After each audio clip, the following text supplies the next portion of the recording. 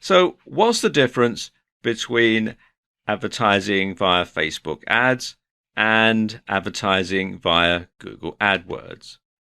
Well, there are certain similarities. First of all, both Facebook ads and Google AdWords are pay-per-click or PPC. At least Facebook does have a PPC option.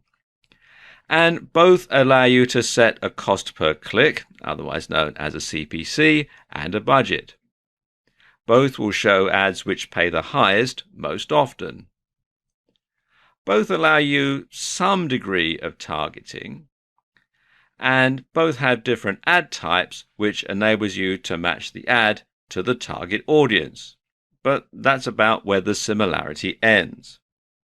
So let's take a look at some of the key differences between advertising on Google AdWords and advertising on Facebook ads. Now, when someone does a search on Google, AdWords ads are shown in the SERPs, that's the search engine results pages, and they're generally shown down the right-hand column and sometimes across the top of the results. And you can see they usually say ads or sponsored results. And you can also show an ad on somebody else's website via Google's AdSense program, meaning you can reach a very wide audience with Google AdWords. AdWords are also the best known and most respected form of pay-per-click advertising, but they're also the most highly competitive. Facebook ads, by comparison, are seen only on Facebook and Instagram now that Facebook has acquired it. So it's not so wide an audience, so it's not as expensive. Well, most of the time anyway. But the thing about Facebook ads and where Facebook ads really score over Google AdWords is they offer more precise targeting, especially when you're advertising on Facebook itself. Now, let me give you an example of how this works.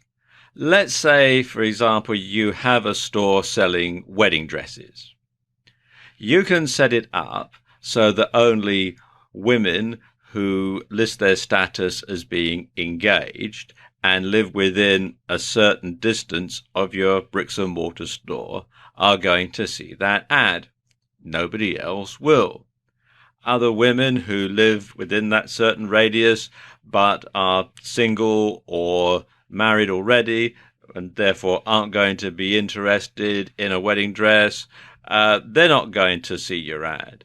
Likewise, women who are engaged but live further away than the distance that you've set, and therefore it's too far for them to go and pay a visit to your wedding dress shop, they're not going to see the ad either.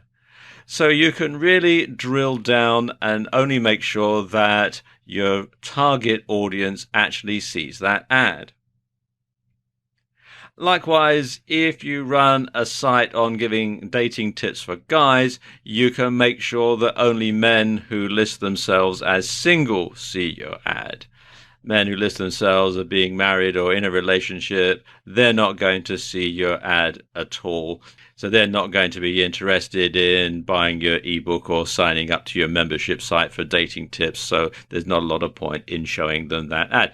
And this is where Facebook advertising really scores, is because you can really zero in on a very, very specific type of person. Your ideal customer, you can decide what he or she is, and then you can make sure that only those people who fit the very narrow criteria see your ad, and therefore they're more likely to buy your product or service, and you're more likely to make a successful sale. That's the sort of thing I mean. The biggest difference, though, is that when people do a search on Google and see an AdWords ad, they are actively looking for something. You go to Google, you type in your search term, and you're looking to find something, and you see the result, and you see the AdWords ad. Now, people come to Facebook to connect with friends and not specifically to buy products or services. You must therefore use your Facebook ad to create a demand, not just satisfy it. And that's the biggest difference. So you really need a different type of advertising strategy when you're advertising on Facebook compared to advertising on Google AdWords.